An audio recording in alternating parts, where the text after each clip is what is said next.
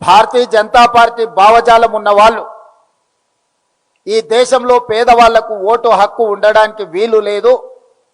కేవలం శ్రీమంతులకు ఉన్నత వర్గాలకు మాత్రమే ఈ దేశంలో ఓటు హక్కు ఉండాలని ఆనాడు వాదించారు.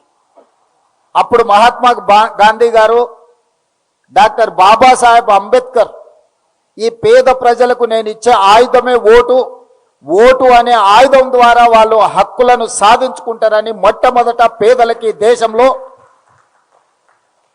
తమల్ని పరిపాలించడానికి అవసరమైన చట్టాలను శాసనాలను చేసే ప్రతినిధులను ప్రతి 5 సంవత్సరాలకు ఒక్కసారి ఎన్నుకునే అధికారము, ఆ అధికారమే ఓటు. ఓటు అనే ఆయుధాన్ని ఆనాడు పేదలకు భారతీయ జనతా పార్టీ పూర్వాశ్రమంలో ఉన్న జనసంఘ కావచ్చు, ఆ వాసనలో ఉన్న వాళ్ళ యొక్క ఆలోచనకు వ్యతిరేకంగా ఆనాడు కాంగ్రెస్ పార్టీ, మహాత్మా గాంధీ గారు, డాక్టర్ బాబాసాహెబ్ అంబేద్కర్ గారు పేదలకు ఓటు హక్కు ఇచ్చి ఈనాడు ఉన్న రాజ్యాంగాన్ని మనకిచ్చిండ్రు. ఆ రాజ్యాంగాన్ని 75 సంవత్సరాలు పూర్తి చేసుకుంటున్న సందర్భంలో